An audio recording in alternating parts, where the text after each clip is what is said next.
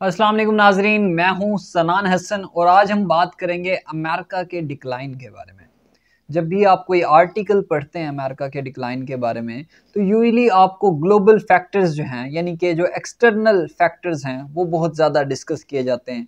जैसे कि rise of China एक टिपिकल फैक्टर है जो बार बार डिस्कस किया जाता है कि ये कंट्रीब्यूट कर रहा है शायद अमेरिका के डिक्लाइन में, या फिर जो रशियो चाइना एक्सिस है, या फिर राइज ऑफ अथॉरिटेरियन रिजीम्स हैं। ज़ाहिर है वो सारे के सारे फैक्टर्स कहीं ना कहीं रोल प्ले कर रहे हैं। लेकिन इसके साथ साथ एक और इम्पॉर्टेंट फैक्टर है, जब भी किसी स्टेट ने अगर वर्ल्ड ऑर्डर बनाया हुआ होता है, तो उस वर्ल्ड ऑर्डर का जब भी डिक्लाइन होता है, तो उसमें कहीं ना कहीं जो मेन किरदार होता है वो उसके इंटरनल फैक्टर्स का होता है। यानी कि जब तक उस रियासत में इंटरनल ऑर्डर मेंटेन रहता है, तब तक वो जो ग्लोबल वर्ल्ड ऑर्डर है उसको एक रियासत बेहतर तौर पे हैंडल कर सकती है। सो आज हम ये देखेंगे कि जो इंटरनल फैक्टर है अमेरिका में, या फिर जो इंटरनल ऑर्डर है, वो किस हद तक डिसरप्ट हो चुका है और वो कैसे कंट्रीब्यूट कर रहा है towards the decline of America. 2022 की अगर हम बात करें तो उसके बारे में कहा जाता है कि it was the year of doubt for democracy America के लिए। क्यों? क्योंकि जो गल्फ है between rich and poor America में, वो बहुत ज़्यादा बढ़ चुका है। इसके अलावा एक और रिपोर्ट है जो कि 2022 में ही आती है, स्वीडिश थिंक टैंक की एक रिपोर्ट है, और उसके अकॉर्डिंग अगर मैं आपको बताऊं तो उस रिपोर्ट ने अमेरिका को एक लिस्ट में शामिल किया है, और वो लिस्ट है डेमोक्रेसी रिग्रेशन की लिस्ट। यानी कि अमेरिका में जो रिग्रेशन है डेमोक्रेसी के हवाले से, जो डेमोक्रेटिक बैकस्लाइडिंग है, वो बहुत ज़्यादा बढ़ चुकी है। यही नहीं, न्यूयॉर्क टाइम्स ने तो बार बार अपने आर्टिकल्स में जो कांग्रेशनल रेट्स हैं उनका जिक्र किया। अब ये जो चीज़ें हैं ये हमें थर्ड वर्ल्ड में, डेवलपिंग कंट्रीज में तो दिखाई देती थी कि वहाँ पे पॉलिटिकल पोलराइजेशन बहुत ज़्यादा होती थी, लेकिन अब यही चीज़ें आपको अमेरिका में भी दिखाई दे रही हैं। जैसा कि अगर मैं बताऊं कि 118th US house of speaker के जब इलेक्शंस हुए 2022 में, तो इस हद तक पोलराइजेशन और डिवाइड था असेंबली में कि तकरीबन 15 राउंड ऑफ वोट्स हुए सिर्फ एक हाउस ऑफ स्पीकर को सिलेक्ट करने के लिए। सो इस तरह का जो फिनोमेना है, इस तरह का जो पॉलिटिकली टर्बुलेंट एनवायरनमेंट है, वो आपको थर्ड वर्ल्ड में दिखाई देता था। लेकिन वेस्टर्न वर्ल्ड में, डेवलप्ड वर्ल्ड में, पर्टिकुलरली अमेरिका में, जो कि फोर फादर का कहता है अपने आप को डेमोक्रेसी का, वहाँ पे ऐसी चीज़ें नहीं हुआ करती थी, लेकिन अब वहाँ पे भी ऐसी चीज़ें हो रही हैं। यही नहीं, एक और रिपोर्ट डिस्कस करते हैं।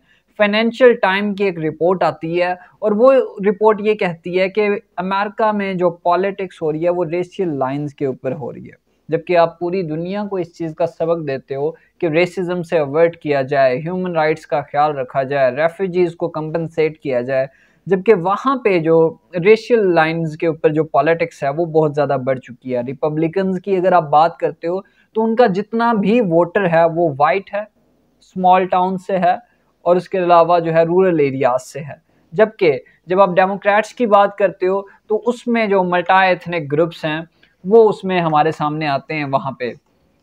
तो यहाँ से एक अंदाज़ा होता है कि इनके दरमियान किस तरीके से रेसिज्म के ग्राउंड्स के ऊपर डिवीजन जो मेजर पार्टीज़ हैं अमेरिका की, उनमें कितनी बढ़ चुकी है। यही नहीं, अगर मैं मनी पॉलिटिक्स की बात करूं तो अमेरिका में इलेक्शन लड़ना अब हर आम बंदे का काम नहीं है। क्यों? क्योंकि 2018 के अकॉर्डिंग अगर मैं बताऊं तो 14 बिलियन जो है लगते हैं इलेक्शंस के ऊपर, जो 2018 में इलेक्शन हुए। और जब हम 2022 में पहुंचते हैं तो ये रकम बढ़ के 14 बिलियन से 16 बिलियन तक पहुंच जाती है। और ये एक जो है ना फिगर है कि पहले ये होता था जमहूरियत जहाँ पे होती है वहाँ पे तो हर आम बंदा भी लड़ सकता है इलेक्शन। जब इस हद तक अमाउंट जो है इन्वॉल्व हो, मनी पॉलिटिक्स बहुत ज़्यादा हो रही हो, तो कैसे पॉसिबल है कि एक आम शख्स जो है वो इलेक्शन में पार्टिसिपेट कर सकता है, इलेक्शन के प्रोसेस में पार्टिसिपेट कर सकता है। उसके अलावा अगर मैं वाशिंगटन पोस्ट का एक आर्टिकल है उसके अकॉर्डिंग आपको बताऊं, उन्होंने एक सर्वे भी किया।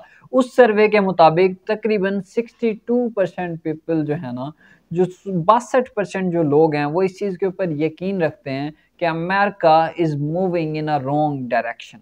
उसके अलावा यही नहीं, एक और सर्वे हमारे पास मौजूद है, प्यू सर्वे।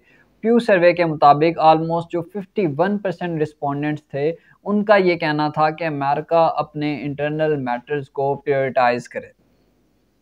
ये वो फैक्टर्स हैं जो कंट्रीब्यूट कर रहे हैं अमेरिका के डिक्लाइन में। और यही नहीं, अगर ये तो हमने जो थोड़े से उनके सियासी मामला डिस्कस किए, इसको अगर आप इकोनॉमी की डोमेन में देखो तो वहाँ पे भी कोई आइडियल वे में, आइडियल प्लेस पे अमेरिका नहीं खड़ा हुआ। 2022 में डेट डिफ़ॉल्ट की डिबेट ट्रिगर होती है, इन्फ्लेशन बहुत ज़्यादा होती है जब रशिया यूक्रेन वॉर होती है और एनर्जी क्राइसिस आता है हमारे सामने।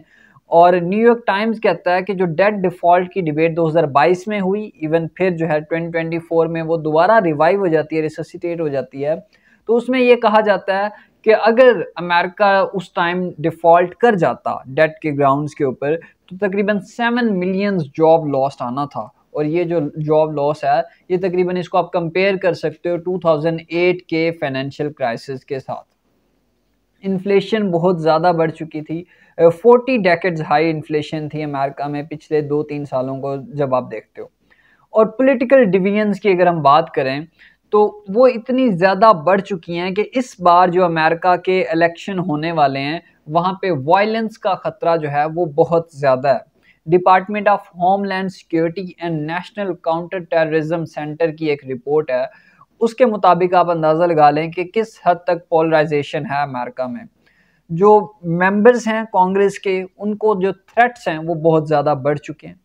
और इसकी एक प्रैक्टिकल मैनिफेस्टेशन हमें दिखाई देती है जब नैन्सी पेलोसी के हस्बैंड के ऊपर, जो पॉल पेलोसी हैं, उनके ऊपर एक ब्रूटल वे में अटैक किया जाता है। और बार बार इस रिपोर्ट के अकॉर्डिंग वार्न किया गया है कि इस बार जो इलेक्शन होने वाला है यहाँ पे वायलेंस हो सकता है।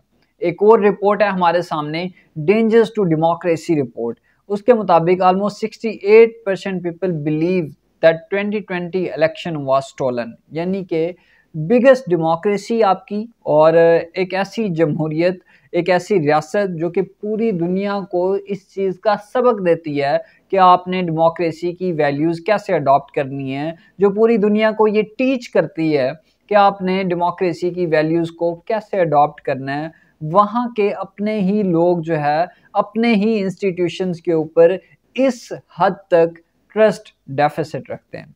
तो ये जो इंटरनल फैक्टर्स हैं, इन इंटरनल फैक्टर्स की वजह से जो एक्सटर्नल फैक्टर्स हैं लाइक राइज ऑफ चाइना, चाहे रशिया यूक्रेन वॉर, या फिर मिडल ईस्ट में, या फिर जो है बाकी कुछ मिडल पावर्स का राइज है, मिडल पावर्स लाइक इंडिया, तुर्की, तो उनको अच्छे से अमेरिका काउंटर नहीं कर पा रहा।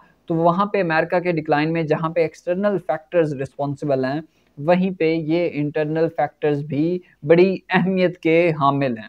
तो नाजरीन, ये थी हमारी आज की वीडियो। आपसे मुलाकात होगी अगली वीडियो में, तब तक के लिए अल्लाह हामियो नासिर।